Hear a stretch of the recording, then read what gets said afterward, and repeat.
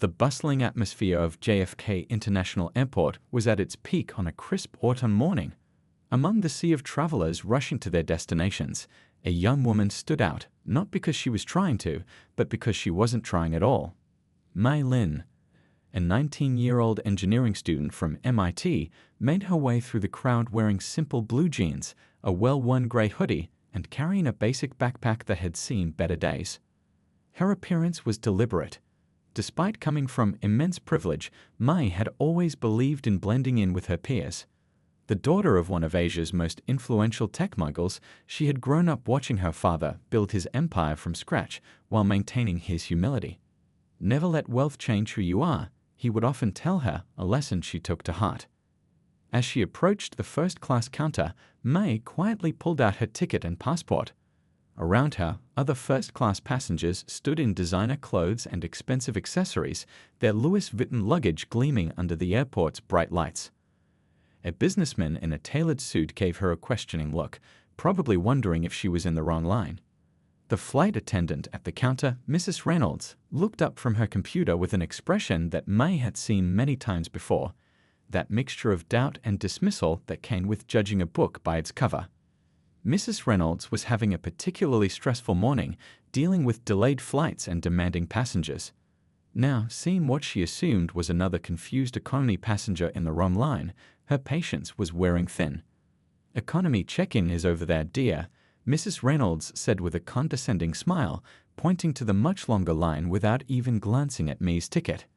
Her voice carried that special kind of sweetness that wasn't sweet at all, the kind that made you feel 2 inches tall.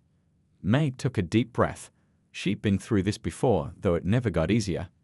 "Actually," she said softly, sliding her first-class ticket across the counter, "I'm in the correct line."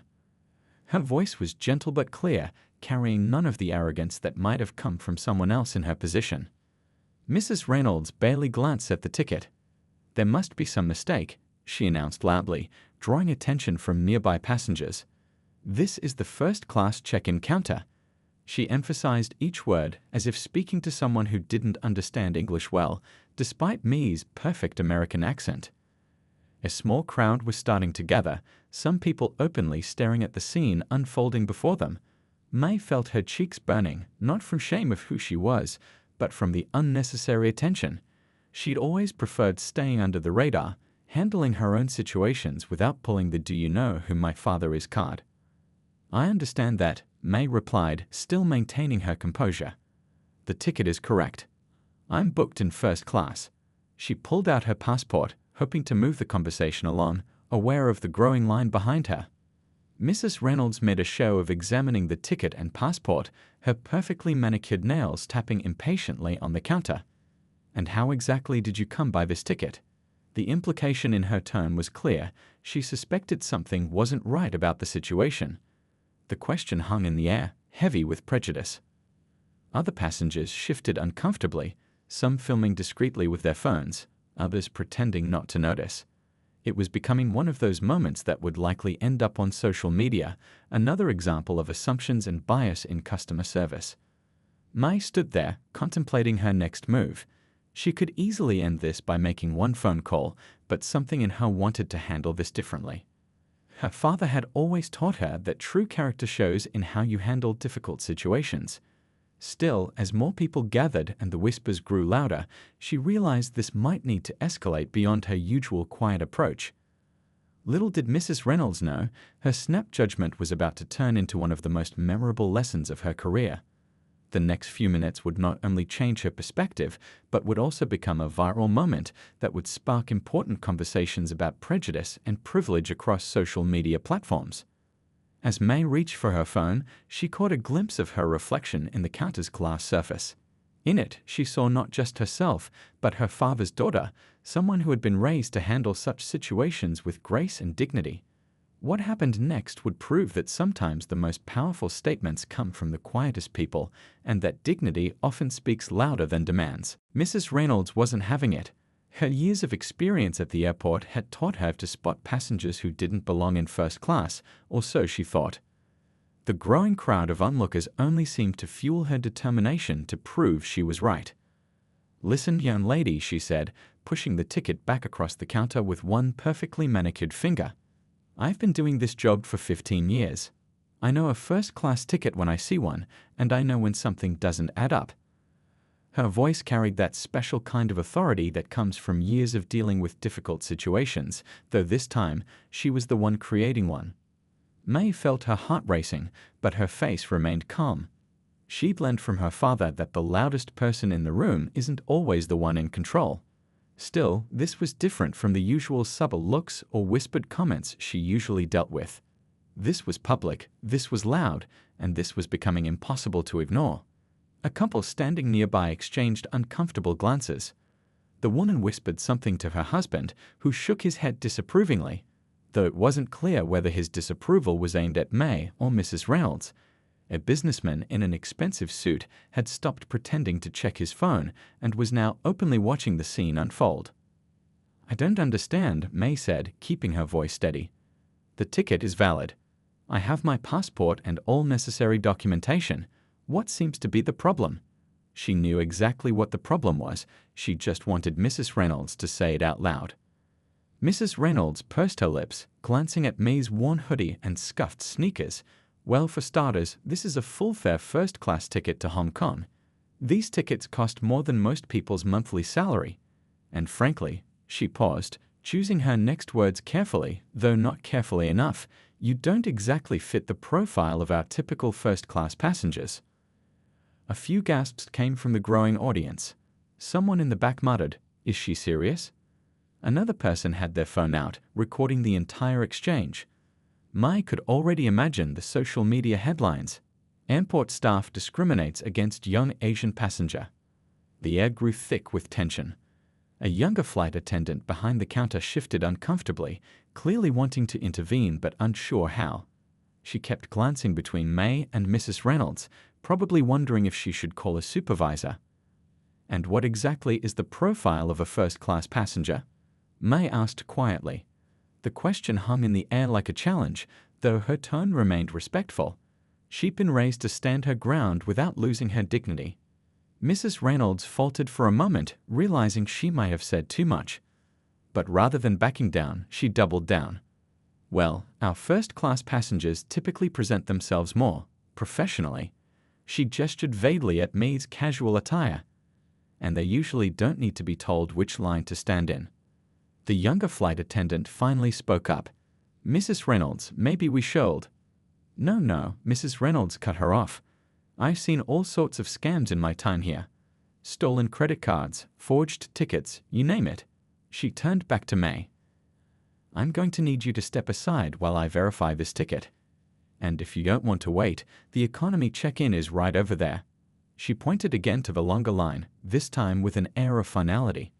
May felt a familiar weight in her chest. It wasn't just about her anymore, it was about everyone who'd ever been judged by their appearance, everyone who'd been told they didn't belong. She thought about all the times she'd let similar situations slide, all the times she'd quietly moved on to avoid confrontation. But something about today was different. Maybe it was the way Mrs. Reynolds seemed so certain in her prejudice.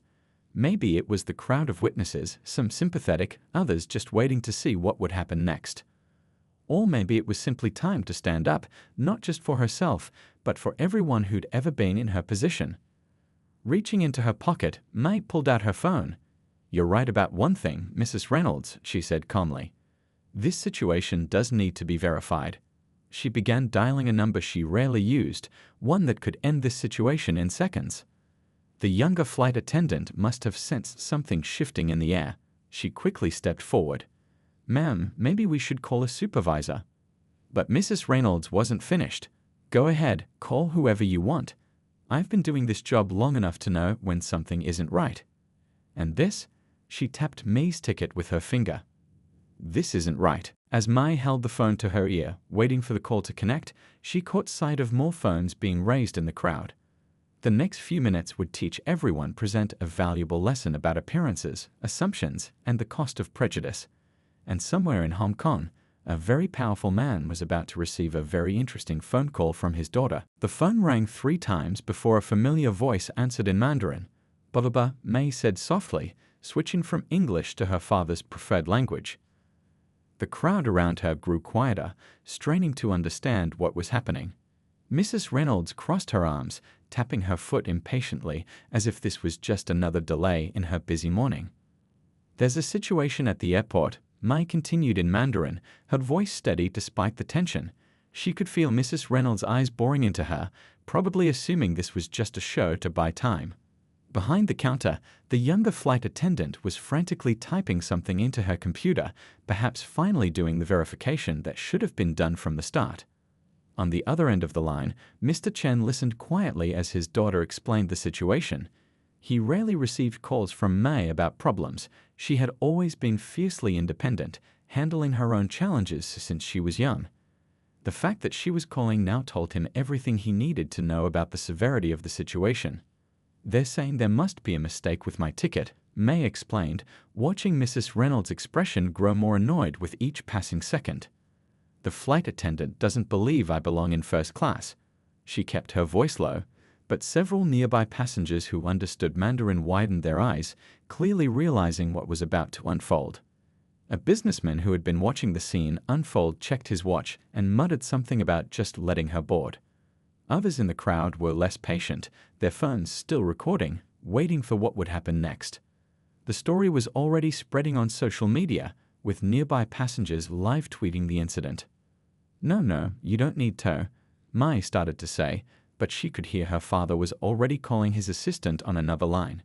She knew that tone in his voice, calm but carrying the weight of someone used to solving problems swiftly and definitively. Mrs. Reynolds chose this moment to interrupt. "Young lady, we have other passengers waiting. If you're done with your phone call, please step aside and let me help customers who actually belong in this line." Her words carried across the now silent crowd, and several people gasped at the blatant rudeness. Mai lowered her phone slightly, looking directly at Mrs. Reynolds. "My father would like to speak with your supervisor," she said quietly. "He's already on his way to the airport." "Your father?" Mrs. Reynolds scoffed, but something in May's calm demeanor made her pause. "And who exactly is your father?" Before Mai could answer, the younger flight attendant's face had gone pale as she stared at her computer screen. She tugged urgently at Mrs. Reynolds' sleeve. "Ma'am, you need to see this," she whispered, but her whisper was loud enough for those nearby to hear. Mrs. Reynolds waved her off, too invested in her confrontation to pay attention. "Whatever it is can wait. We need to resolve this situation first." She turned back to May. "So, about this father of yours?" The younger attendant persisted, her voice shaking slightly. "Mrs. Reynolds, please, you really need to look at this. The passenger's name is Mei Lin Chen. Her father is—" "I don't care if her father is the King of England," Mrs. Reynolds snapped, but she finally glanced at the computer screen. The color drained from her face as she read the information displayed there. Her hand, which had been gesturing dismissively, froze in midair. In the background, phones were buzzing as news spread through social media. Someone in the crowd whispered, "Chen," as in Chen Technologies. Another person was frantically Googling on their phone, their eyes growing wider by the second. Mai was still on the phone with her father, who was saying something about being 15 minutes away. She wanted to tell him it wasn't necessary, that she could handle this, but she knew it was too late. Once her father decided to involve himself in a situation, there was no stopping him. The atmosphere in the terminal had shifted dramatically. Mrs. Reynolds was now frantically clicking through screens on her computer, her earlier confidence evaporating with each click. The younger flight attendant had disappeared, presumably to find a supervisor.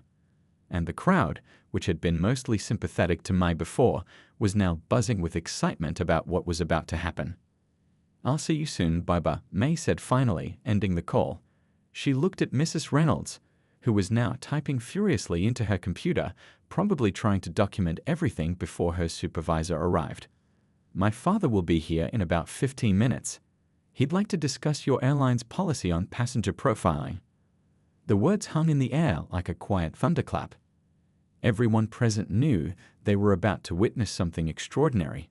In 15 minutes, one of Asia's most powerful business figures would walk through those terminal doors, not for a business meeting or a corporate event, but because someone had made the mistake of judging his daughter by her hoodie and sneakers.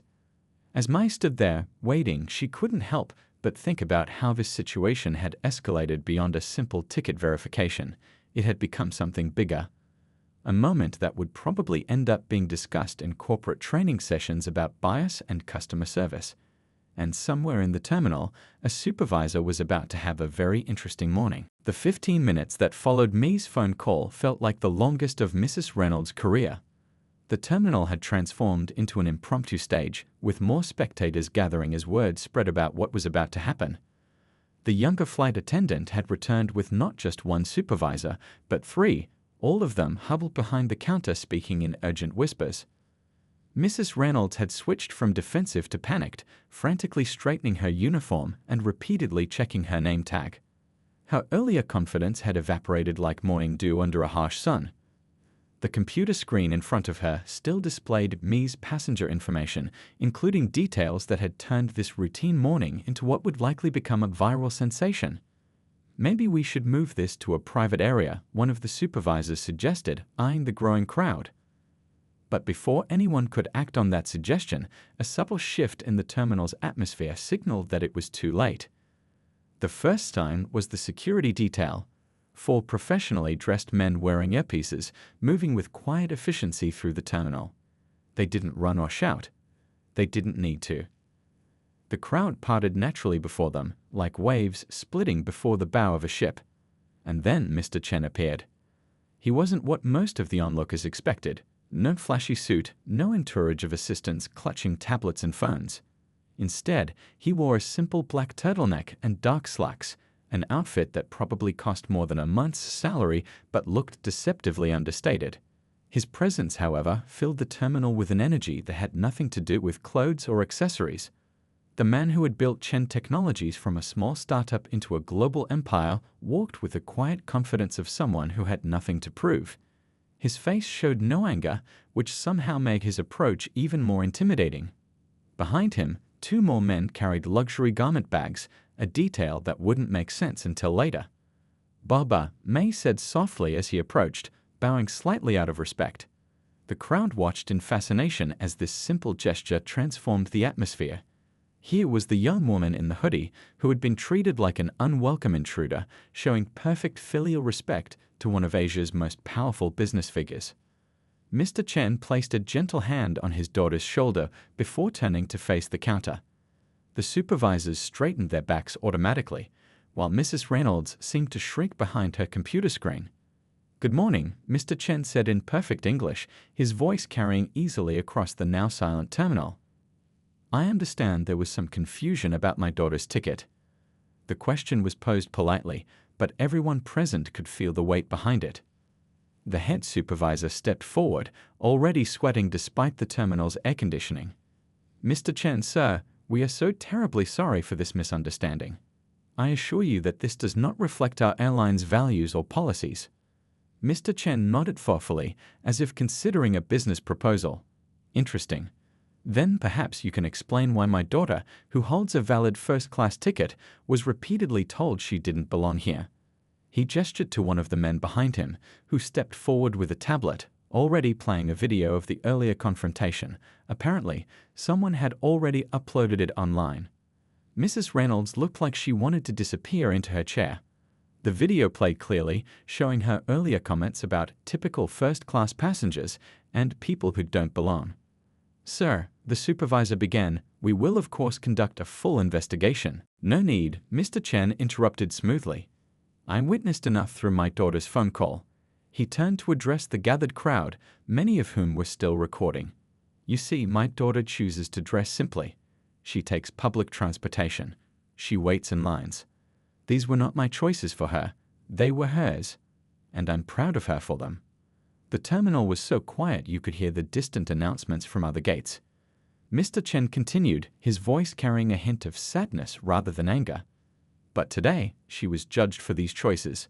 Not by her character, not by her actions, but by her appearance." He turned back to the airline staff. "The interesting thing about appearance is how deceiving it can be." He gestured to the men with the garment bags, who stepped forward and unzipped them. Inside were expensive designer outfits, clearly meant for May. "I brought these because I thought perhaps you would be more comfortable if my daughter matched your idea of a first-class passenger." His words carried no malice, but their impact was devastating. But then I realized that would be giving in to exactly the kind of prejudice that caused this situation. Mrs. Reynolds finally found her voice, though it came out as barely a whisper. "Sir, I am so sorry." "I'm not the one you should apologize to," Mr. Chen said quietly, glancing at his daughter. The message was clear. This wasn't about him or his position. It was about basic human dignity. The crowd watched in silence as this powerful man chose not to throw his weight around or demand firings. Instead, he was turning this moment into something more meaningful, a lesson about judgment, respect, and the true measure of a person's worth. As the airline staff scrambled to make things right, offering upgrades and compensation that neither May nor her father needed, the other passengers in line began to look at their own prejudices. How many times had they judged someone by their clothes? Their appearance? Their age? The garment bags were quietly zipped up, the expensive clothes inside never to be worn.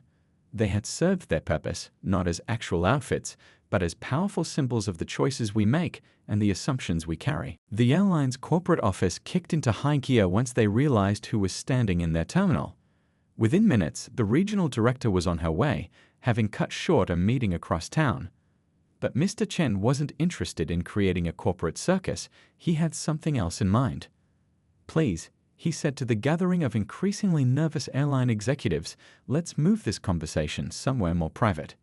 He glanced meaningfully at the crowd of onlookers, many still recording with their phones.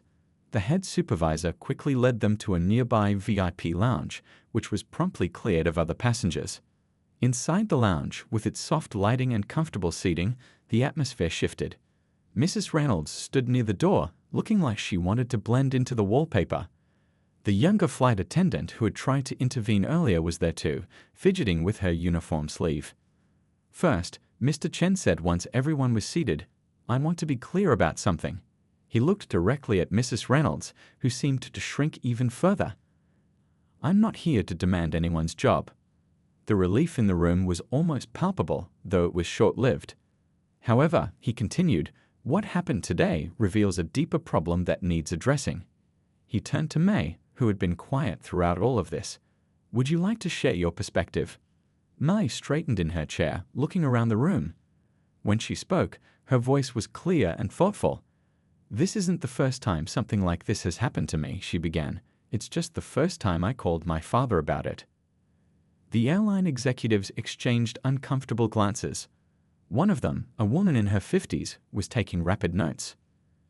"Most times," May continued, "I just accept it. Move to another line. Show extra ID.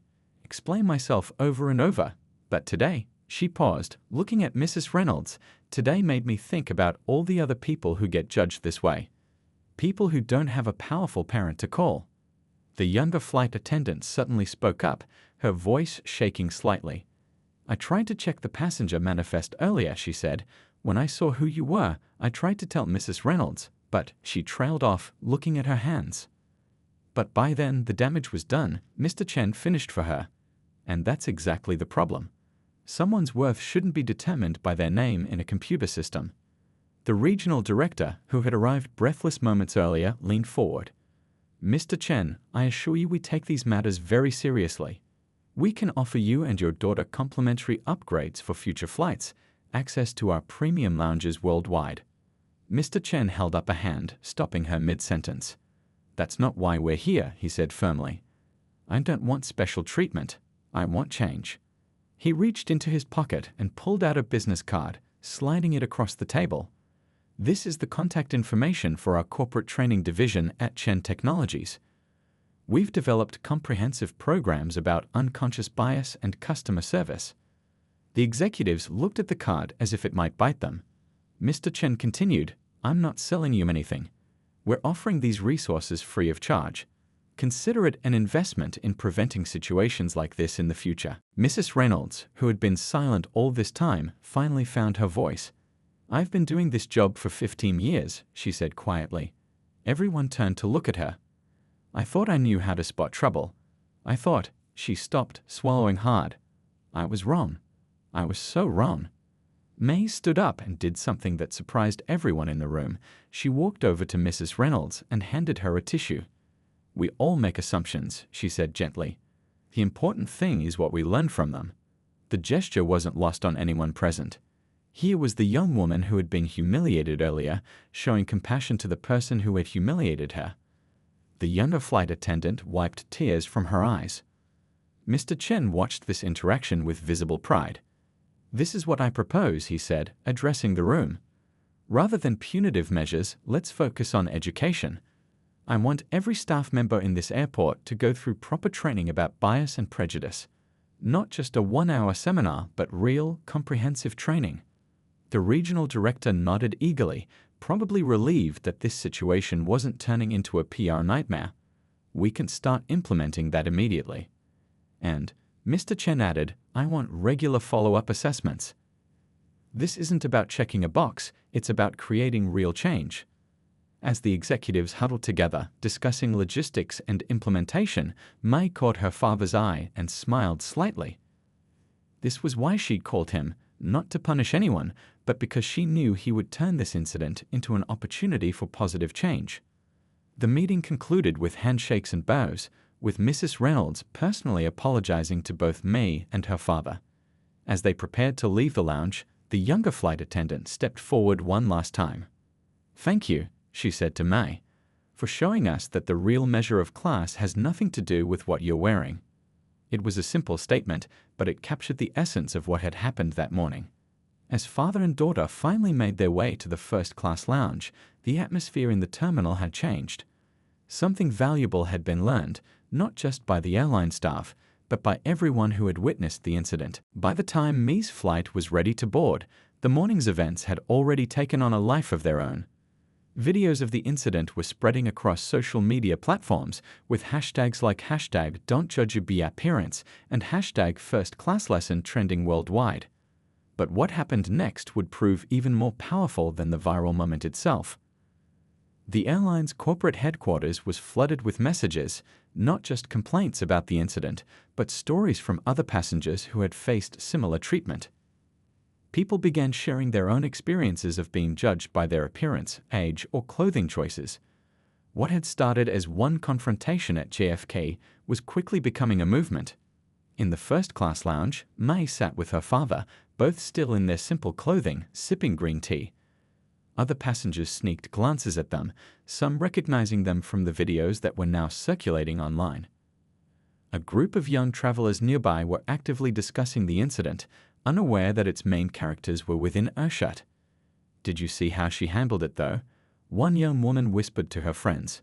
"No screaming, no drama, just quiet dignity. That's real class right there."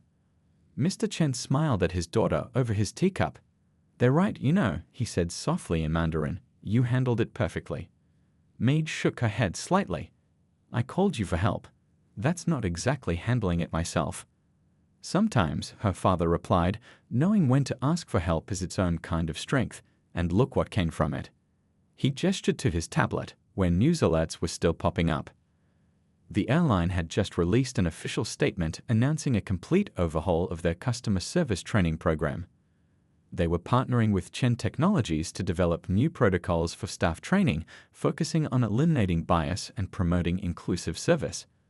Mrs. Reynolds, rather than being fired as many social media users had demanded, had requested to be part of the solution. She was now scheduled to speak at the airline's next staff training session, sharing her experience as a cautionary tale about the dangers of making assumptions. The younger flight attendant who had tried to help earlier had been promoted to assist with the new training program. Her initial instinct to check facts before making judgments would become part of the airline's new standard operating procedure. But the impact spread beyond just the airline industry. Other companies began reaching out to Chen Technologies, asking about their bias training programs. What had started as a free offer to one airline was evolving into a movement for corporate responsibility. As their boarding time approached, a flight attendant, not Mrs. Reynolds, but another staff member, came to escort them to the gate. Her manner was professional but genuine, without the exaggerated deference that often came with recognizing wealthy passengers. "Ms. Chen," she said, "your experience this morning has already changed things around here. During our pre-flight briefing, we had a long discussion about assumptions and first impressions." May nodded politely, but the flight attendant wasn't finished. "I've been working here for 5 years," she continued, "and I've probably made the same mistakes without realizing it. Today it made me think about how many times I might have judged someone unfairly." As they walked through the terminal, they'd passed the check-in counter where it had all started. The area was now much quieter, the morning rush having subsided. A new shift of staff was working, but word had clearly spread. They watched May and her father pass with a mixture of respect and thoughtfulness. Near the gate, they encountered a teenage girl traveling alone, dressed in casual clothes similar to May's.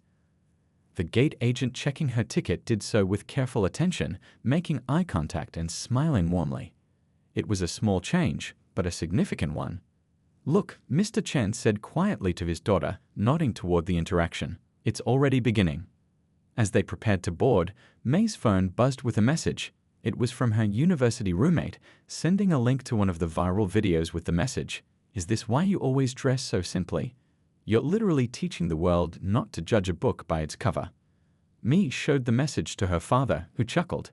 "You know," he said, "when I built this company, I thought my legacy would be about technology and innovation. But maybe it's about something more important, changing how people see each other."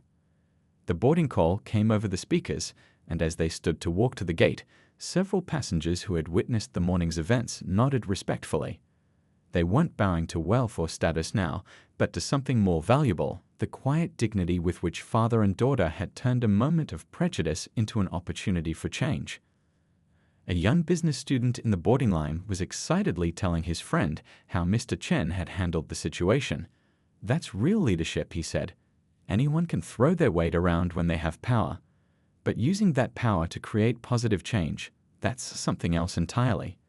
As they'd finally boarded the plane, May in her hoodie and Mr. Chen in his simple turtleneck, they represented something powerful. A reminder that true class isn't about what you wear or how much money you have, but about how you treat others and handle difficult situations. 6 months after the incident at JFK, its ripple effects were still being felt across the service industry. What had started as a viral moment had transformed into a case study taught in business schools and customer service training programs worldwide.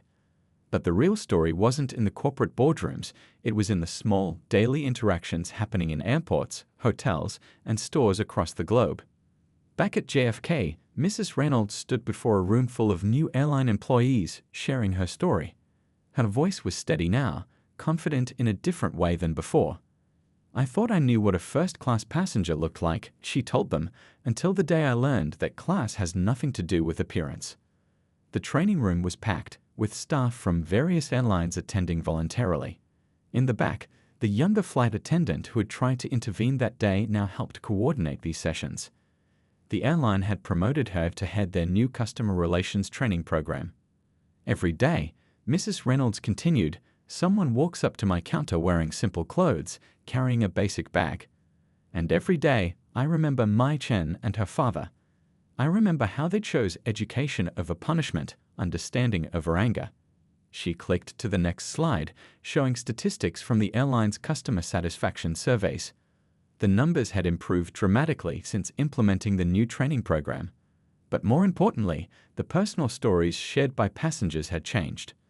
Meanwhile, across the Pacific in Hong Kong, Mr. Chen sat in his office, looking at the latest report from his company's training division.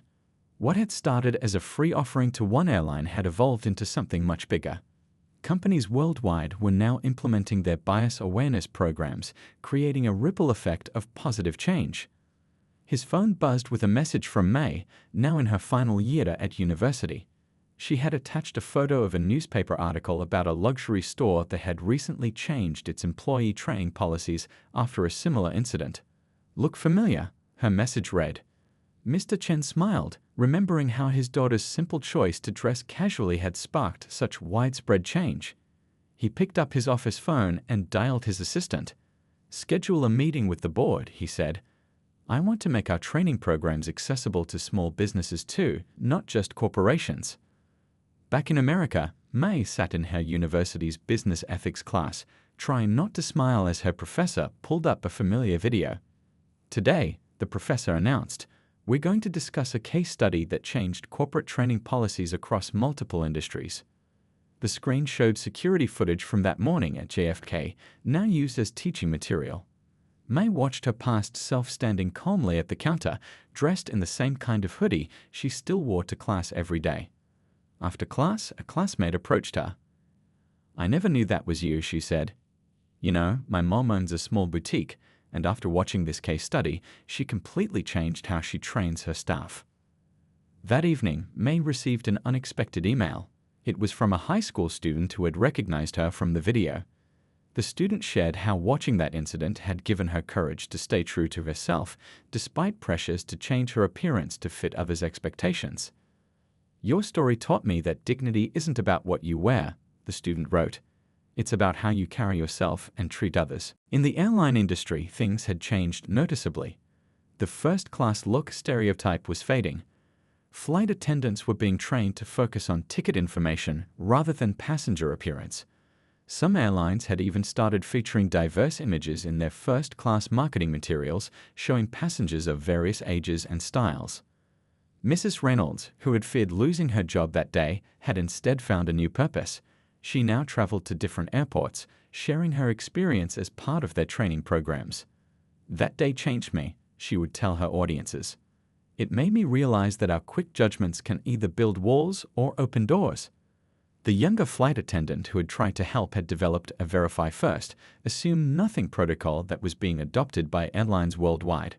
She often thought about how a simple computer check that morning could have prevented the whole incident, but then, perhaps, the world would have missed out on an important lesson. 1 year to the day after the incident, May and her father returned to JFK. They were flying to Hong Kong again, and though they could have used a private jet, they chose to take a commercial flight. They wore simple clothes, May in her signature hoodie, Mr. Chen in his plain turtleneck. The checking process was smooth, professional, and warm. No assumptions, no judgments, just good service. As they waited in the first-class lounge, they overheard a conversation between two flight attendants. "Remember to verify everything," one was telling the other. "The Chen incident taught us that appearance means nothing. It's how you treat people that matters." Mr. Chen squeezed his daughter's hand. "You hear that?" he said softly. "They call it the Chen incident now. But it's not about us anymore. It's about something bigger." May nodded, watching as a young passenger in ripped jeans was being treated with the same respect as a businessman in an expensive suit. "That's the real first-class treatment," she said, "when everyone is treated with equal dignity." As they boarded their flight that day, they weren't just a father and daughter traveling together. They were living proof that sometimes the biggest changes start with the smallest moments, like a young woman in a hoodie standing her ground with quiet dignity, and a father who saw an opportunity to turn prejudice into progress.